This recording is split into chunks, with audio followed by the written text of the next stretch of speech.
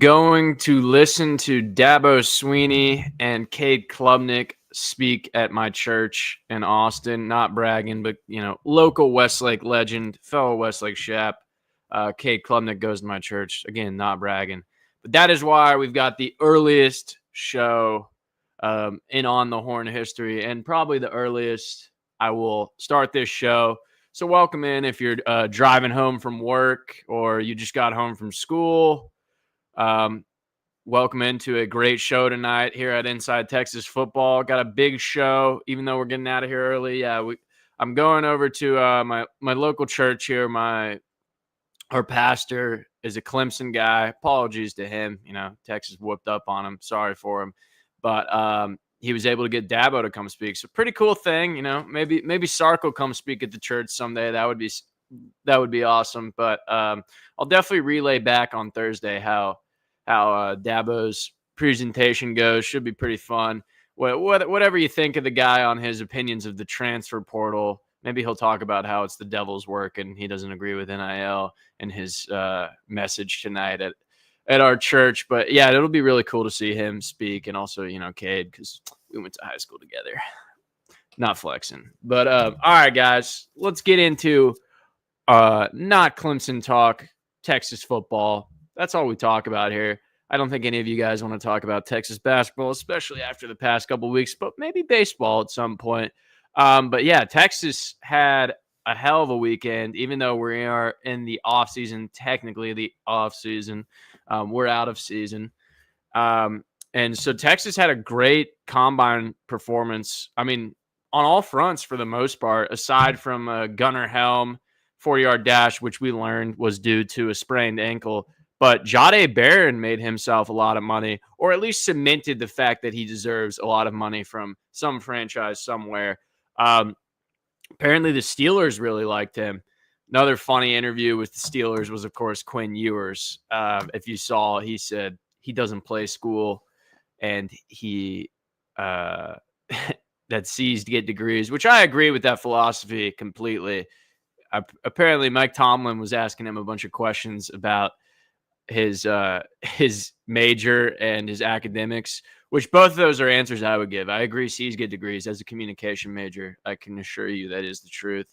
And I don't come here to play school is something my friends and I used to say in high school for sure. And I didn't even play football, but I would still walk around and say I didn't come here to play school. I came there to play JV basketball. That's what I went to high school for. But Jahdae, less of a goofy note, Jahdae had a great interview with Mike Tomlin. I guess less about his academics and more about his maturity and his development and growth. Jahdae said that they really liked, how he improved and how he developed into a leader at Texas, his journey to becoming the Thorpe Award winner. And then the fact that he ran a 4.39, even some of the intel we got, we thought that Jahdae wasn't the fastest guy in the world. But he had a 4.39 40, sub 4.4. That's about as good as you could expect out of Jahdae when he's just such a great coverage guy. And he's more of a mental player, a cerebral player. He's similar to like if Michael Taft were a corner, but slightly more athletic. Hey, well, who knows? Maybe Michael Taft will surprise some people next year with his 40-yard dash. I have not even the slightest of a clue. All of them look fast in comparison to me. But Jahdae was 7th best among defensive backs with that 40-yard dash, which when you pair that with his mental aptitude and just his ability to cover people in zone, and just how well he reads quarterbacks and how good of a tackler he is, I mean, that was gold for him. That is certified first-round pick, I would say, and most big boards would agree with me. So he's 7th best among DBs for Jahdae Barron. He had a 1.5, so second and a half, 10-yard split, which was the second fastest among DBs. Now, that's huge because GMs really look at the 10-yard split because it shows how quick he can cover the gap in short zone, flat coverage. Like, that was huge that Jahdae put up a 1.5 second 10-yard split. So he can really cover the short pass as well and close the gap on those throws, which is huge as a corner. So now, I mean, he's rated as the number 2 corner. Oh, also 35-inch vertical, 10 and a half foot broad jump almost, or 10 and a quarter, 10 foot 3 inch broad jump. Really good numbers from Jade. I think he tested better than most expected. So all in all, great by Jade Barron. First round pick for sure. Another guy we got to get into who is a possible first round pick. That would be Mr. Matthew Golden, 2K Golden Child, as he's called on Instagram, I believe. 2K Golden Child. This guy has just been a pleasant surprise all year long. Whether it was, in terms of statistically for Texas and now athletically for NFL scouts and at the draft combine, right? So Matthew Golden, what a beast, running a 4.29. That's the fastest among wide receivers. The second year in a row that that Texas had the fastest wide receiver. So that was huge for Texas, but bigger for Golden because this guy is now a borderline first round pick. A lot of people think he's the best receiver in the class. That's what Todd McShay said. Now I got this pin here. I kind of feel like Todd McShay or Mel Kiper. It makes me a lot more official when I give a draft grade. But I think Matthew Golden's top 2 receiver in this class. So, and you got to get political, put the thumb on the finger there. Now it seems official that I say that. But yeah, 4.29, that was huge. And that's been Matthew Golden, right? He has been undersold and he's over-delivered. He doesn't really tell you how good he is. He shows you. Unlike some other guys we've seen, it's always better to undersell and then over-deliver. That's been my motto all my life. I keep the bar really low, so then when you go a little low, I mean, everybody knows that. You don't act like you're valedictorian. So then when I get an A in 1 out of my 4 classes, my parents are proud of me. If you're the kid like my little brother, over in McCombs, Mr. Moneybags, he's a finance kid over at UT. My little brother, he's expected to get a 3.9. When I get over here, I limp past a 3.1. It's so much better because I don't walk around saying I'm going to get a 4.0, Nobody cares when the kid who says he's going to run a 4.2 runs a 4.2. But Matthew Golden doesn't tell you he's going to run a 4.2, and then he runs a 4.29. I still, career GPA at Baylor was not quite over a 3, but we were right there, guys. I think my parents, the bar I set, they're just happy I graduated. So that's kind of just key tip for the fellas out there. Always undersell, over deliver. Then you're a champion. And if you under-deliver, it's pretty hard to under-deliver if you set the bar low or if you just say nothing. And unfortunately, Isaiah Bond and Jaden Blue did not say nothing. Yeah, what happened there, guys? I don't know. Isaiah Bond, unfortunately, now that his UT career is over, it was not what we expected it to be. He didn't live up to the billing, and he did not live up to the billing at the draft combine either. So Isaiah Bond, he walks in there. He says, I'm going to break the 40-yard dash record. I plan to run a 4.2, possibly a 4.1. I don't know if this man thinks he's Marquise Goodwin. Callback. Real ones know Marquise Goodwin. Some of the younger kids might not. But Marquise Goodwin or, honestly, Usain Bolt would run a 4.1. I think Marquise Goodwin, I remember hearing when I was a kid that he ran like a 4.19. I don't know if that was like off the books. And obviously, we know who ran a 4.21 last year, Xavier Worthy. So Xavier Worthy took to his story on Instagram and said, respect those who came before you. A slight jab to Isaiah Bond. They didn't ever really cross paths at Texas, obviously. But Bond this year, guys, I think it's safe to say he was not the guy we thought he would be. And then this was just really kind of the cherry on top. Unfortunate for him because he was talking a lot. And then he ran a 4.4, which is not terrible, but again, Matthew Golden, kind of like the story all year. Matthew Golden, let's talk about Matthew Golden, and Matthew Golden outperforms Isaiah Bond. He's going to get drafted higher than him almost certainly. Another one was, Jaden Blue, right? Jaden Blue, he said he was going to run a 4.2 or 4.3 or something, and then he ran a 4.4, which is really fast for a running back. But these kids, it goes back to what I'm saying about grades, guys. If you're in school, tell your parents you're dumb, I'm a moron, I'll never make the dean's list. And then if you do make the dean's list, you're a genius. They throw you a parade, right? But yeah, like Jaden Blue walking in there, Isaiah Bond, then you become a meme. And then Xavier Worthy's, like you guys really thought you were as fast as me. Not the best look for them in terms of the mental. Now, what I wonder is, and I'm curious what you guys think, do these guys actually think they're that fast? Has someone lied to them that they're that fast? Because we know the pro days, sometimes they're a little slow or a little quicker on that click. well, slow on the front end, quicker on the back end to give them a little point, 0.001. Every bit counts at the pro day. They're always a little more generous when you're doing an at-home 40-yard dash than when you go to the official one with the lasers and all that crap. The NFL's got space lasers reading 40-yard dashes. But yeah, I don't know if these kids like actually, or were they ignorant or arrogant? That's my question. Like, did they not know any better, or did they really be like, yeah, I can run a 4.2 and then got humiliated? I don't know. That was funny, but Xavier Worthy's still fast, and you've still got Matthew Golden, guys. The Golden Child always coming in clutch. Yeah, Matthew Golden made himself a lot of money. Best of luck to Jaden Blue and Isaiah Bond. Both still really fast guys. They'll get drafted, third, fourth round, probably fifth round, I would think, for Blue. But when you're a running back, you got to go pro as soon as you can. You don't want to get any more tread on the tires. He kind of reached his peak of his stock. If he came back, he probably would have gotten even less touches. So that was the best he was going to be. Probably didn't want to transfer. But Quinn Ewers, guys, we got to talk about Quinn Ewers and Gunnar Helm real quick. So Quinn Ewers, right? Quinn actually performed really well in the drills. They're now saying he's probably going to be a second round pick. A lot of people think he's, quietly as good as Shedeur. Shedeur didn't throw though, but Quinn and Jackson Dart are most people's, like stars at the combine that people think shined the most. Quinn is closer to being a day one pick than maybe previously was thought going into the weekend. I don't think he will be a first round pick.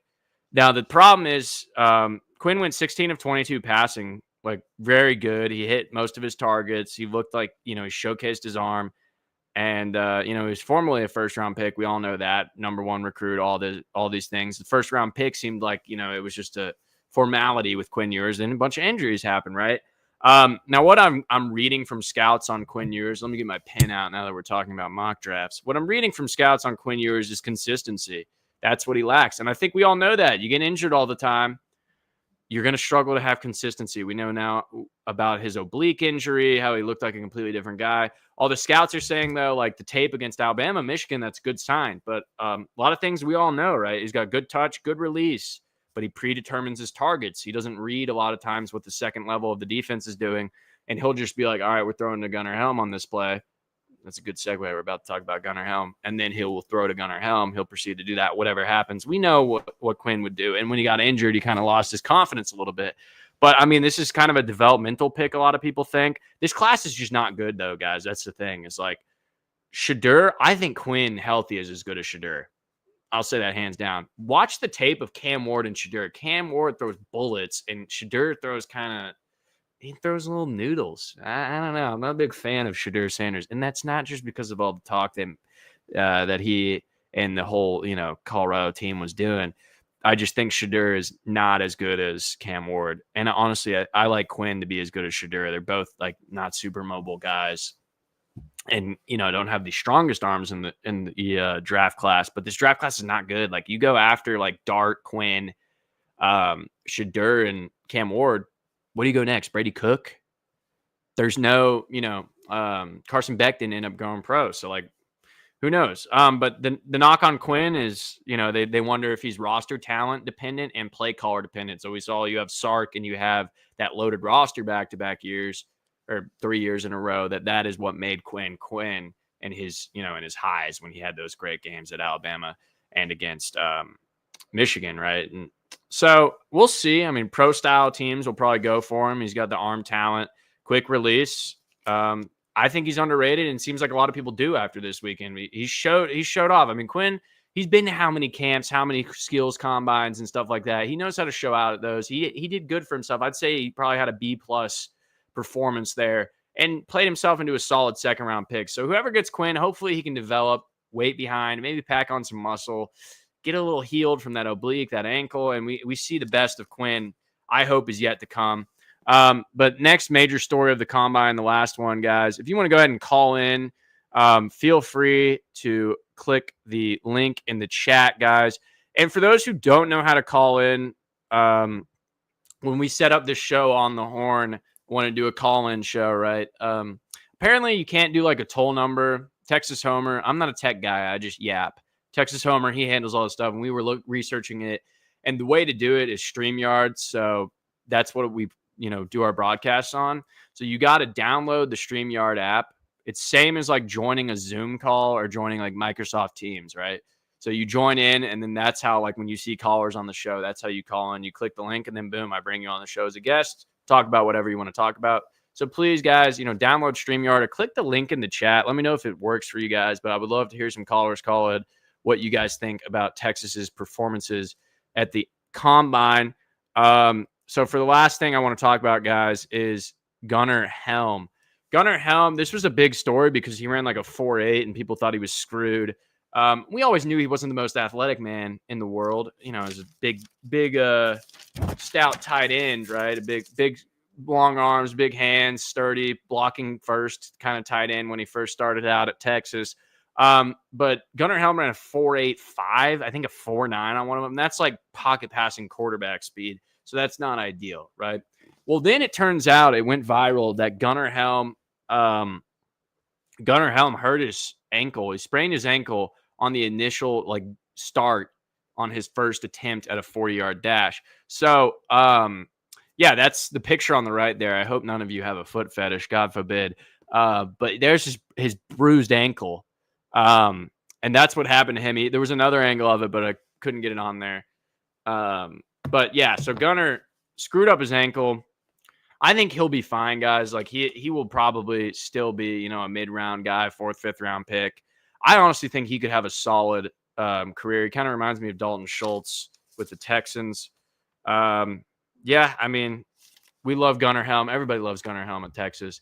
I think otherwise he did well. And the fact that he showed people he still competed through it. He didn't want to show that he was injured. He kept going, didn't tell anybody, then showed us on Saturday. Here's what happened to my ankle, guys, if you wonder why I'm getting roasted for this 40-yard dash. So good performance by him, showing the grit. I mean, that's what Gunnar Helm's all about, guys. He's got grit. I think we know Gunnar Helm is gritty.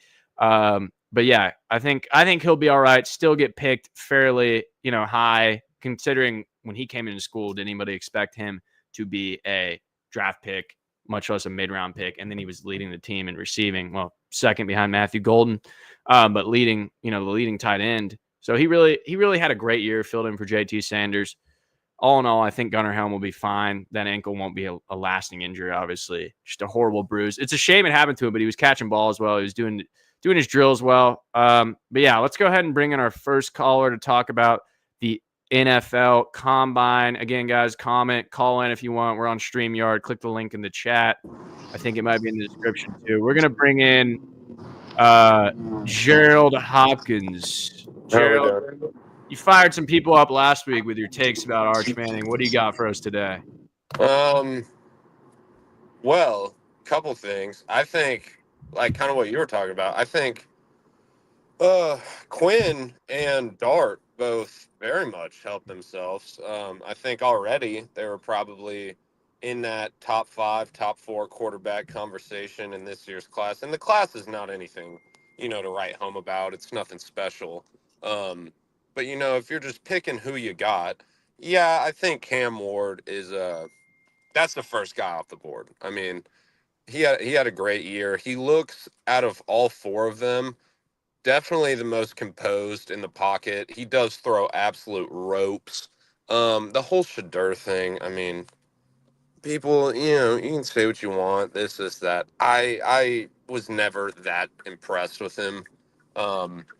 And for him to just be spouting off at the mouth, I changed 2 programs. Your dad changed 2 programs. Your dad moved from Jackson State. Yeah, you definitely changed there. That place still doesn't have running water at the facilities, so you didn't, change a whole lot. Is that true? Yeah, dude, you can't drink water in Jackson, Mississippi. Is that near you at all? Yeah, it's where I was. I had to relocate down near here, out near the Dripping Springs area. Relocated about 10 years ago for a job. From Vicksburg, though, a lot of cool battles that happened over there. But, it's like, yeah, dude, you did all right, Shadur. You did good. I think if you get Quinn and Dart to throw the ball as much as you did, and never run the ball, granted, I think Texas and Ole Miss did throw the ball a lot. I just don't see what the thing is with him. And he's got, I don't know, dude. I think it's more so just like kind of the not. It's like with like people are talking about Arch and his last name. I think Arch is actually going to be really good. I think Shadur is talking how Dion was talking when he was in the combine and he was going through all of this, but he can't back it up the way Dion did. When Dion came into the league, he was the best cornerback in the league from day one. This kid is not probably going to sniff nearly the success that he keeps talking like he's going to have. I think Quinn did himself some good in the combine. Like you were saying, I think Dart had a good day. And Isaiah Bond, oh, buddy. Oh, buddy. You know, people a couple of years ago, whenever they were telling LeBron to just shut up and play basketball, this is one of those instances where it's Isaiah Bond, shut up and just go run your 40. Because a 4.4, I mean, that's not bad. That's still fast. I mean, there's nothing wrong with a 4.4, but if you say you're going to run a 4.2 flat and then you go from a 4.2 to a 4.4, oh, 4.1, excuse me. Jeez. I mean, I don't know if it's ignorance, arrogance, if someone's lying to him, if he's just a total jackass and he thought that that was going to help him. But I mean, the discrepancy from a 4.1 to a 4.4 is massive. And if you didn't say anything and you busted out a 4.4, I don't think anybody would even be talking about it. Nobody would be calling him slow. But you do that, and then you go out there and you're point 0.2 off or point 0.3 off of what you're going to say. You're going to look like an idiot. I mean, I don't understand that. He kind of underperformed at Bama, underperformed at Texas. That was kind of the theme with that kid. And with his injuries, I mean, everyone was dogging on Quinn. Oh, he's hurt. He can never stay healthy. He can.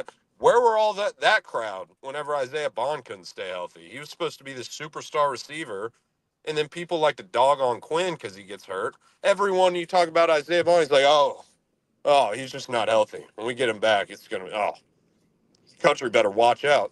Why were y'all not talking about Bond the way you're talking about Quinn?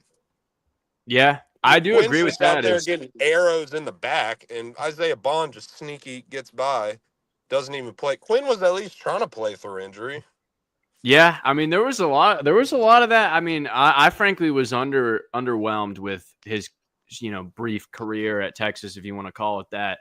Like you alluded to, there was some talk that maybe people thought he could have played when he didn't play. And then he came back in the back half of the season. He was a non-factor. And like I was talking about earlier, Matthew Golden became the surprise of the year. People thought he'd be a solid slot receiver. He went from a solid slot receiver to a 1,000-yard guy. He was the Xavier Worthy or AD Mitchell from the year before that Texas needed. Yeah, Bond, I think a lot of that, Quinn got some unfair, I think arrows in the back is a good way to All put it. year. All Quarterbacks year. are a lightning rod. Quarterbacks are just a lightning rod for fan frustration. Quarterbacks and coaches. Quinn was getting dogged on all year, and like receivers, they kind of anybody on the outside, the peripheral they fly under the radar a lot of times when they're underperforming or hurt. The Quinn, good for him, honestly, that he went and had a good day. I hope he gets drafted and gets to sit somewhere for a couple years because I don't think he's ready right away. Yeah, Um, yeah. I've said that with So if people don't know, I'm an Ole Miss guy. I know Dart has said he wants to go in, play year one. Don't do that, brother. Go sit behind some veteran quarterback, learn for 2 or 3 years, then get your shot. I think that helped him. I think that helped Quinn tremendously. I don't know where Quinn is projected to go. Not the biggest NFL guy. Um, do you have any idea on where in the second round or what team maybe he's supposed to possibly get picked I to? mean, the thing is that's just like such a game of roulette. People have mentioned the Rams. I know they've mentioned that for both Dart and for Quinn being a good Yeah, fit. I've heard Rams, I've heard Steelers, I've heard Cowboys, but it's like, dude, you might as well throw a dart against the wall, no pun yeah. intended. I And mean, hopefully they picking just an go to NFL where mock I think draft. learning from Matthew Stafford would do either one of those guys if they ended up in LA. I think that would do them wonders for their career. Hopefully Quinn gets a little more pounds in the ass, give him a little more cushion when the big dudes in the NFL hit him, because I know that is a point of interest for some guys. I mean, like you said, he's not the most mobile guy, but I mean, nobody's asking Quinn Ewers to run around the pocket like Kyler Murray. Like, throw you on 10 more pounds, get you a little bit more cushion. Um, and I mean, yeah, I think in a couple of years, you could see Quinn being once he gets his shot, he could be a solid quarterback in the NFL. But again, I've always said there's nothing wrong with being a career backup in the NFL. Nothing wrong with Yeah, I that. mean Sam Ellinger, Colt McCoy, a couple Texas X's have made a good career And of it. Colt McCoy made $40-50 million in his whole career. I mean, what's wrong with that, dude? Yeah, nothing. Hey, well, thanks for calling in again, Gerald. I appreciate you, man. Have a good one. All right, we're gonna bring in another caller about the NFL Combine. Jackson Buss, you there? What's up? How you doing? Jackson, good to see you again, man. What do you got? Gerald rambled a little bit today. What do you got on the NFL? Yeah, I mean, Any I think quick you covered thoughts? a lot of bases. In terms of the quarterback, I agree with what Jared was saying. I think Quinn needs to add a little bit weight, but I think he'll be really good. But he does need 1 year or two to sit behind a quality starter, and that's why I think kind of the question he asked is a pretty good question. It really depends what teams draft him, right? Like if he goes to if the Raiders use their pick in the second or third round on him, I think it'd be a terrible spot for him. But yeah, I think that's a good point. And then with the Cam Ward and Shadur stuff, yeah, I mean the stuff that I've been seeing from the combine, there's a significant amount of NFL executives that consider Shadur and Quinn almost pretty equal at this point. Obviously, him and Dart were the standouts from the quarterbacks. Cam Ward, I do really like the talent, but I'm a bit of overreactor with intangible stuff, and I don't think he's a good leader. I don't think he has what it takes to be an NFL quarterback to lead a team to win a championship. So in terms of Cam Ward, I'm more out on his intangibles rather than his passing ability. But yeah, overall, fantastic combine for the Horns. The Bond stuff was pretty bad. I mean, as soon as I saw he said that, I was like, this is just brewing for disaster.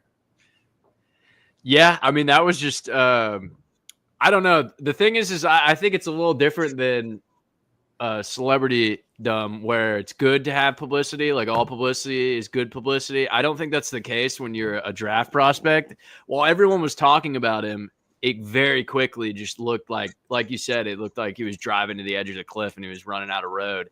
And then 4-4, not even 4-3, it was 4. Yeah. Like that was, and that I think hurts combine, GMs and scouts looking at it like as a mental side of it too. Like this guy's a little bit of Jaden Blue kind of did the same where they go, this guy's a little bit of a head case maybe when they're doing crap like that. But Quinn Ewers, I think all in all, like it was a solid day for Texas. Like there was points of emphasis in every single position group. It was like receiver, Golden did great. Quarterback, Ewers did great. Calvin Banks looked good. Cam Williams looked good.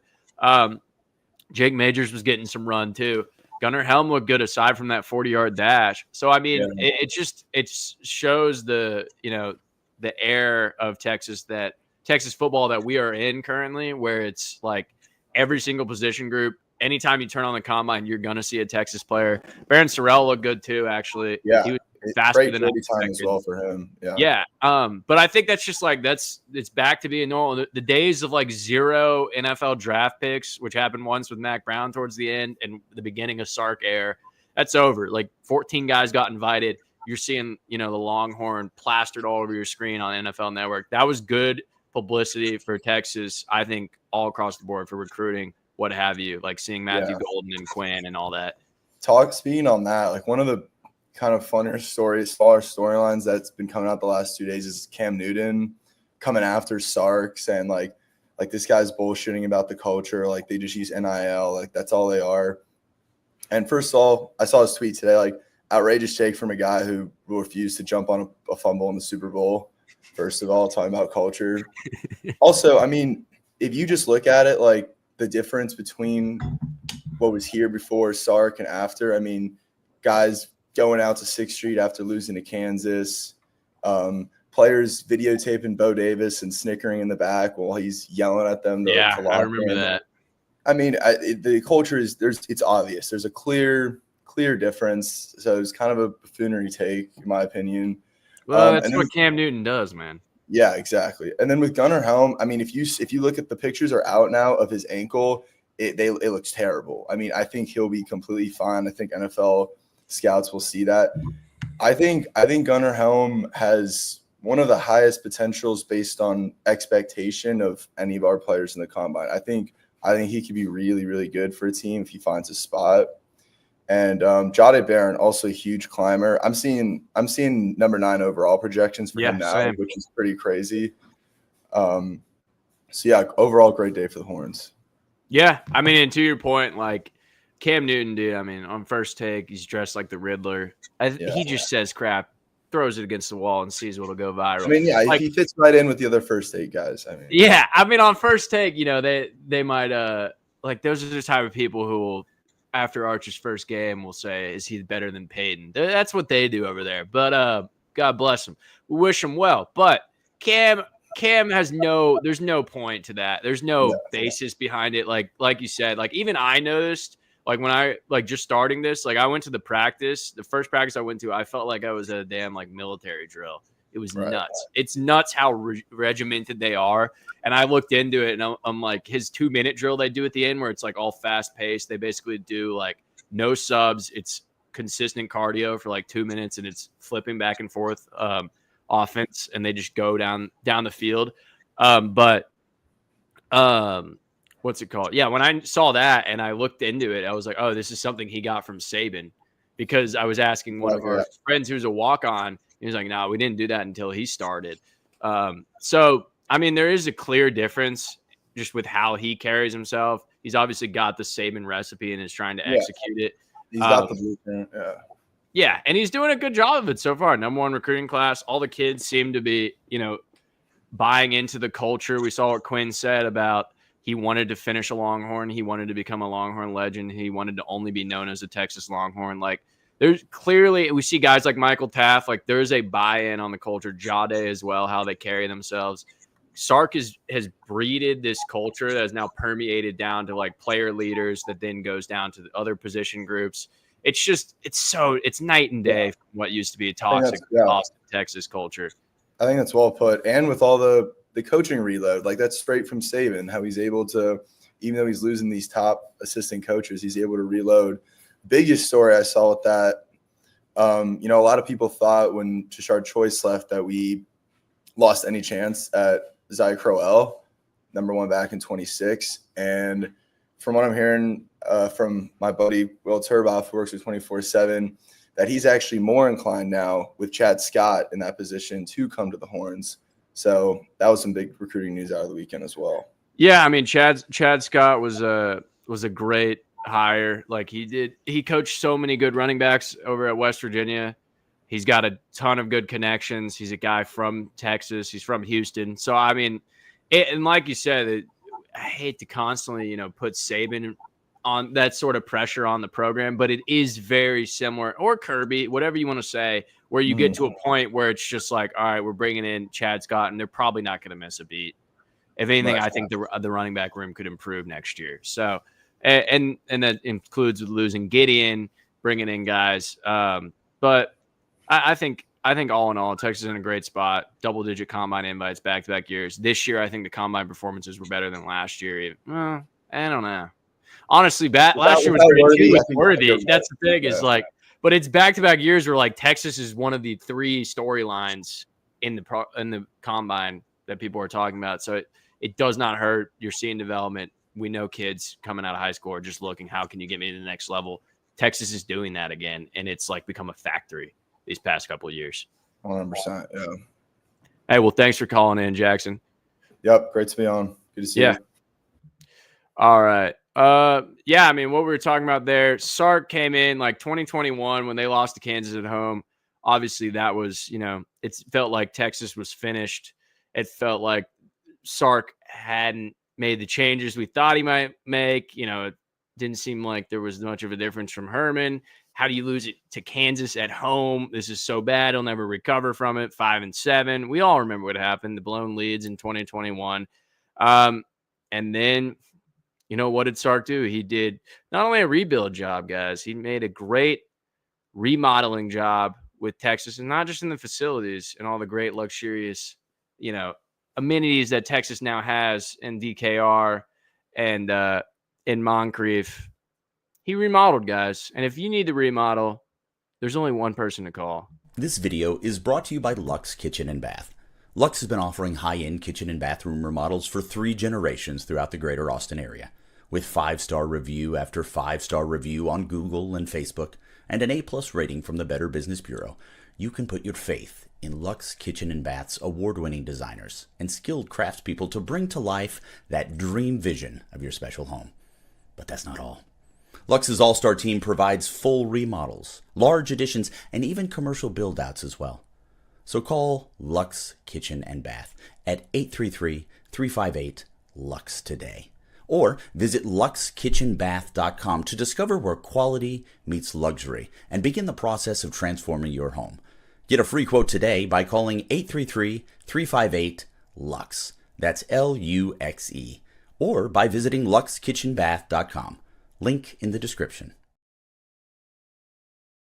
Sorry, you guys caught me off guard. Had to get a swig of water. Thank you, LC, for shouting out Luxe, my one and only sponsor of the On the Horn show. We love you, Luxe. Appreciate you guys. And again, remodel your kitchen. It's stale. Call our boys at Luxe. They're doing me a solid by being the only sponsor on the show. I don't know if we'll ever get another sponsor. When and if we do, you'll be the first to know. But shout out to Luxe for being my sponsor, guys. And we appreciate the guys over at Luxe. Next, I want to talk about probably the most obvious thing. Let's see. Well, is this any surprise to anybody what this is going to say? Yeah. Oh, put it back up. This is the peril of being your own producer and host. There we go. Texas owns A&M. I made this a part of the title. I sent it over to Texas Homer. He put it in there for me. He makes the title still. I just do the graphics and stuff now. But so Texas is dominating Texas A&M. I did a segment about this. Texas running away from OU. I did a segment about that. Now we're doing A&M. You're next in the roast chair, A&M. We're talking about you. We're talking about how Texas is not only your older brother, but I think they're your daddy. And we're gonna get into some statistics here and why this is my testament.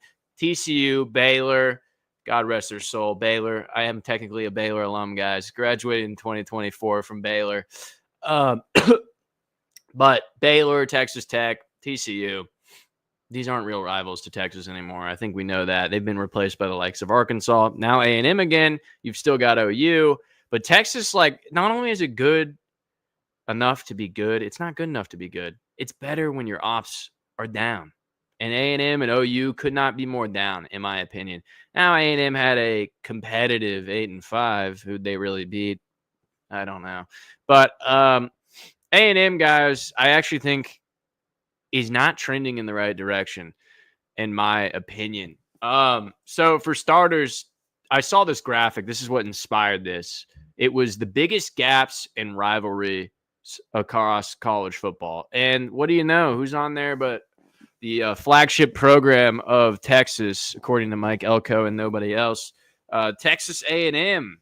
They have a negative 40 gap in the win-loss compared to Texas. That is the 5th largest gap in college football rivalries. So, yeah, this, to me, I am 23. I just graduated from college. I can't, think of Texas A&M as a serious contender. I don't even remember when Texas A&M beat Texas, and I know it was in 2010. So that sounds naive, but I'm just saying, as a younger generation, and especially the even younger generation, the recruits, this is what their first memory of Texas A&M is. Justin Tucker, walk off. All right, they're never playing again. So we thought 2011. That's the game I remember. And then the first one back, 2024, Texas A&M.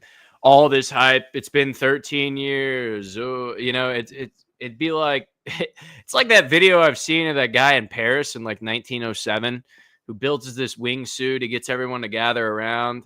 He's like, I'm going to fly. I'm going to be the first man to fly. And he jumps and he flaps his wings and whee, it was a bit morbid. But that's all I can compare A&M to. They get all the hype and then they don't fly. They tell you they're going to fly and they never fly.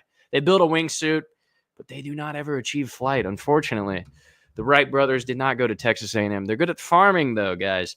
So, like, the fact that 13 years and all they're talking about, we're recruiting better. We're in the SEC. Ooh, you guys are in the Big 12. That's puny. That's peon stuff. We're in the SEC now. Now, since they've been in the SEC, have they ever made it to an SEC title game? Of course not. What does Texas do? They waltz into it in their first year.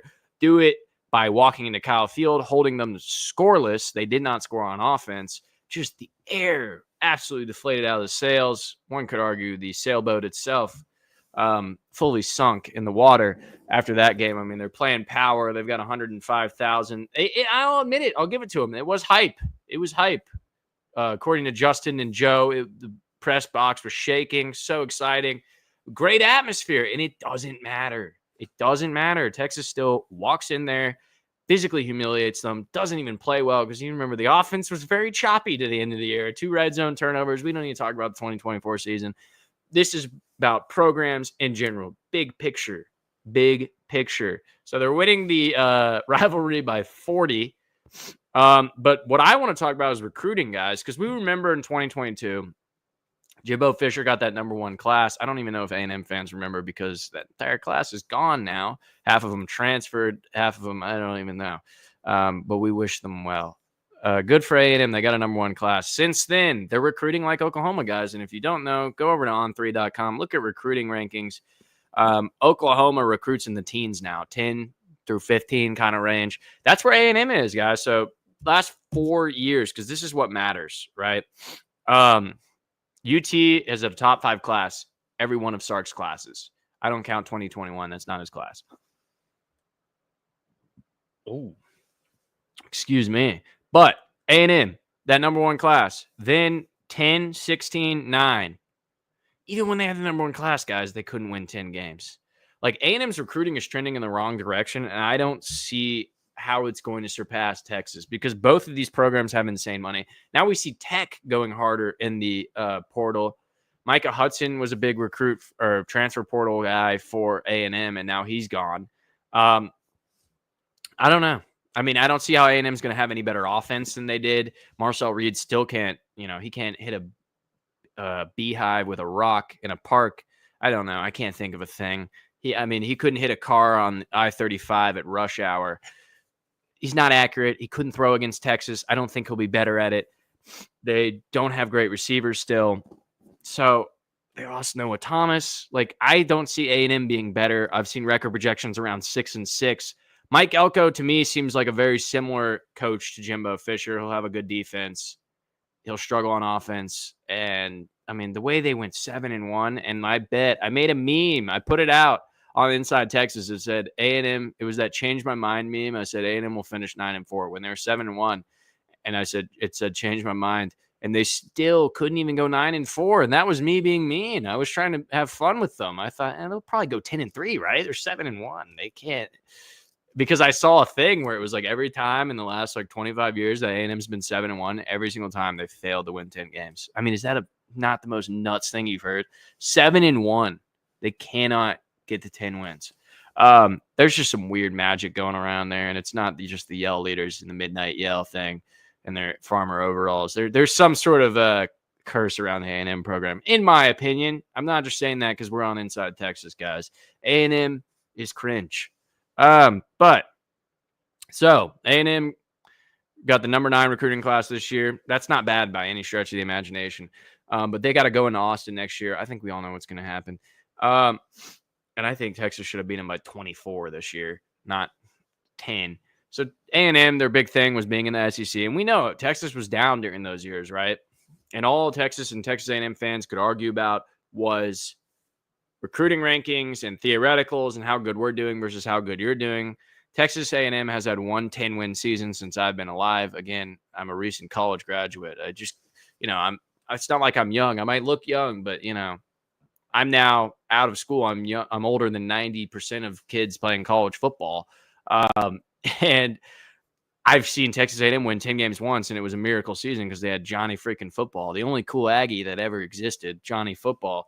So they've got no SEC titles, no appearances. Texas did an SEC runner-up in their first year, and they have 1 10-win season since 2000. in the new millennium.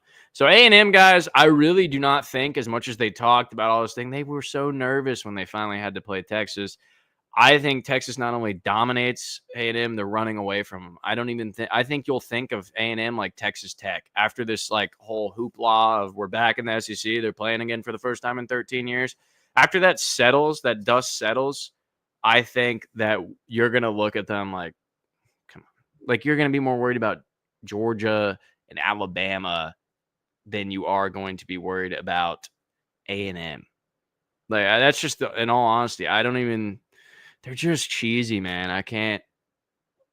We wish them well. All the best to you guys. But like the Elko going on there and saying they're the flagship program. He had that soundbite where he, before the Auburn game, said we're focused on Auburn, but he accidentally said we're focused on Texas. I mean Auburn.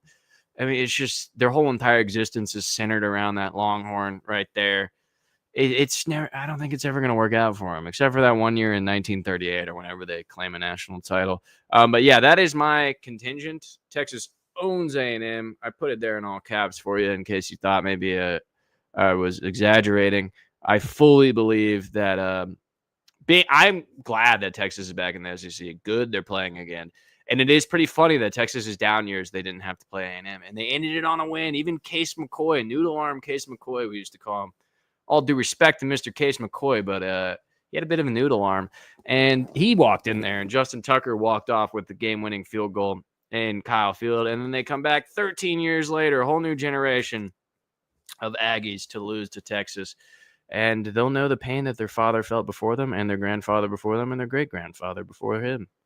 Because that's what being A&M is, guys. I think you all know that. Battered Aggie syndrome is real, and it's alive and well. Once again, I'm glad they're playing again. But last, guys, I want to talk about Steve Sarkisian. We talked a little bit about his success and what the culture means with putting 14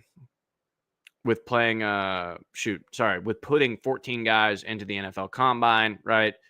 We talked about kind of what that means for the greater culture and all that. So I wanted to look at Steve Sarkisian and the Steve Sarkisian versus Mack Brown talk, because this is a natural conversation that's being had, right?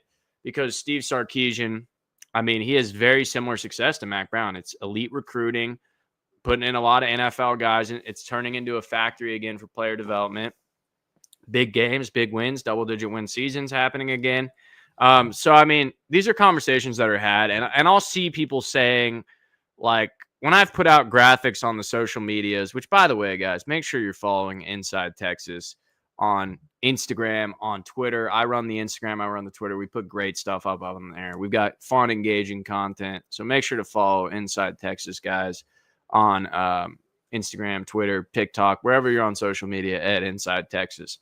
But I'll put out a graphic like Steve Sarkisian won 13 games for the first time since Mack Brown. Or I think it was like back-to-back 12-win seasons for the first time since Mack Brown, I think was one of the graphics. And people go, well, he's not Mack until he wins a title, right? And you'll hear people say that. And that's fair. Like that is fair, right? He is not Mack until he wins a title. 2 Texas Longhorn coaches have won national titles. It's, the guy the stadium's named after and, Mack Brown, as we know. But to look at Mack Brown's first 4 years, 38-13. Sarkisian, 38-17. So he's got 4 more losses. Sorry, allergies, guys. That's spring fever. He's got 4 more losses. He's 38-17. 38-13 was Mack Brown in 4 seasons. All right. I mean, that's just because now you play 2-3 more games than you did in the 2000s. Thank you, college football and playoff. Now we play NFL schedules because it's modern. But they both won 38 games in their first 4 seasons. And that's, with Sark having that 5-7 year starting out with Herman's guys. And as we talked about earlier with the loss to Kansas at home and all that, that season was a disaster. Tough season. He was dealt a crappy deck of cards for sure. But in their first 4 seasons, they both won 38 games. Mack Brown's best season was 11-2 in his first 4 years. And he had a number 5 final ranking was his best AP finish of those first few years in Austin. Now, Sark in his first 4 years, back-to-back top 4 finishes, we know, this year and last year. Now, I mean that already he's on a better pace than Mack Brown. I actually think Texas is kind of at a different level. Those Mack Brown teams would have like 9 NFL players, 10 NFL players per, class, like per class is the right way to say that. Per year, pretty much. When he was really churning it out, like 05 through 09, like 2005 through 2010 drafts, he was putting out about 8 to 9 guys, 10 sometimes a year getting drafted. Like Sark did 11 last year, and almost certainly is going to pass that this year.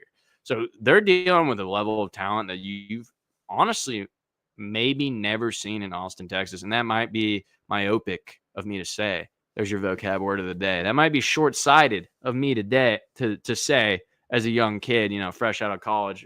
Hey, you don't know your history, but I've looked into it. This might be the most talented Texas string of rosters you've seen in history. The number one class in 2025, that the last number one class that I saw, this was per the Austin American Statesman. Shout out to my local paper, was in 2002. So that was Mack Brown's number one class, was in his third or fourth year. So very similar to Sark. They both got a number one class in the first few years. They were recruiting top 5 every year. They didn't register classes like they do now. Back then, that only started in 1999. So it's a fairly new business model. Thank you for becoming a business model, or else Inside Texas would not be a thing. So all we do is cover recruiting, right? But so Sark got his number one class in 2025, as we know. Most of them were recruiting top 5 classes. This was technically Texas's first number one class, and like since 2010 is when they really started doing composite rankings of classes on like websites like On3, Rivals, 247, the recruiting sites. But like his first 4 years, now they're both 38 wins. Sark has 17 losses, so you argue, yeah, he got his wins because he played extra games, which is true. He lost 4 more games than Mack Brown, but guys, I mean, he's already won a Big 12 title. He did that in year 3. If you don't remember, Mack Brown didn't win a Big 12 title until year 8 when he also won his national title. So, that makes up for it, right? But he's already on a faster pace than Mack Brown. God willing, they win that's my prediction, that they will win a title in the next 2 years with Arch Manning at quarterback, with the keys to the offense, I believe. Not this year, but the next year, 2026, 2027, I expect a national title out of Steve Sarkisian. So like year 6, like he's going into year 5 in 2025. Year 6, would be 2026. I believe he's got all the tools to win a national title in year 6, which would be huge, right? Mack, he's a Longhorn legend. Maybe he didn't end on the greatest terms. People wanted him to leave earlier for Saban, allegedly. Potentially coming to town, and Mack didn't like that. We know how it ended, a 5-7 season here, and then some mediocre 8-5, 9-4 seasons to finish it out. But he was a champion, guys. He won 2 Big 12 titles. I think Sark, to surpass Mack, you want to see another conference title, and doing it in the SEC would be a much bigger feat. Let's be honest. Everyone could talk crap about the Big 12 and say that Southeastern Conference is a different level of football. Well, let's see, right? Texas walked in year 1 and got to the conference title, which was a huge feat by Sark. We know he's got the players. We'll see how the coaching is, but you've got to obviously execute. The game is more than just having the talent, as we call back to our friends from College Station with the number 1 recruiting class in 2022, and they haven't done squat with it. So recruiting classes only mean so much. How do you develop guys? Jahdae Barron's a perfect example of developing. Quinn Ewers developed, I think, pretty well.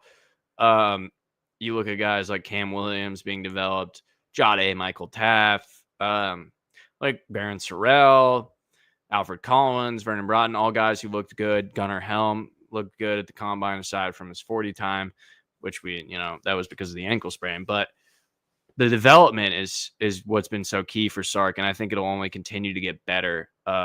These next couple of years, you'll see these loaded classes as they become upperclassmen, all these top 5 classes back to back to back, number 1 class, number 3 class, right? When these guys become upperclassmen and you see, Sark really get his hands on them and develop someone like a Justice Terry, we'll see how developed Arch Manning is now when he finally starts in year 3 in the program.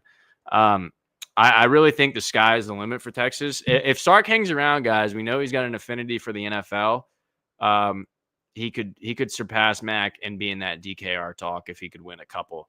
he could win a couple, but let's not put too much pressure on him. That's not what the offseason's for, except that's exactly what it is. That's all we're gonna do is talk about the future in this offseason, because the present, unfortunately, on March 4th and Texas basketball looking like they might not be a part of March Madness. We're gonna talk college football, baby, even though we don't have a spring game this year, which has been replaced by a fan day or something, like a carnival, or I don't know what it'll be. Should be kind of fun.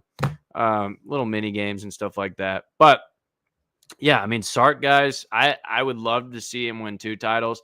I worry if he wins one, he would go to the NFL. But I do think he's as good of a coach as Mack. Maybe not historically yet.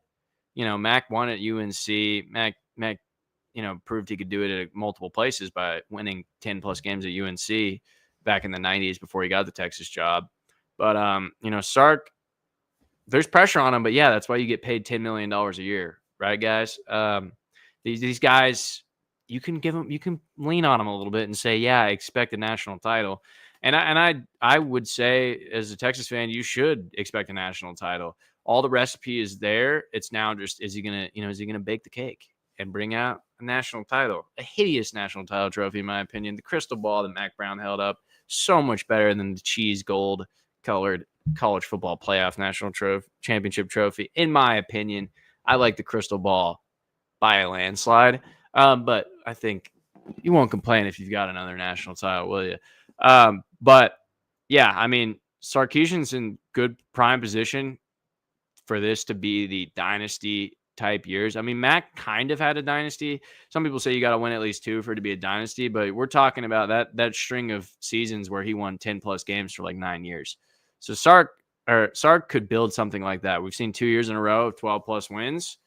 Let's see what next year holds. But I think next year is like a reloading / rebuilding year. I still expect them to win at least 10 games. So this is just kind of the standard is the standard, as Sark would say.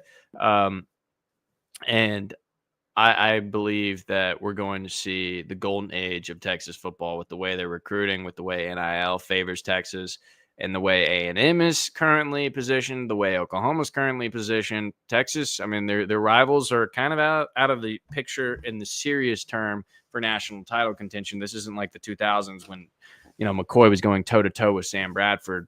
I don't foresee Oklahoma having similar success to that era of college football. So Texas, you control your own destiny, right? You control your own destiny if you're Texas, and expect a national title in the next 3 years in Austin, Texas.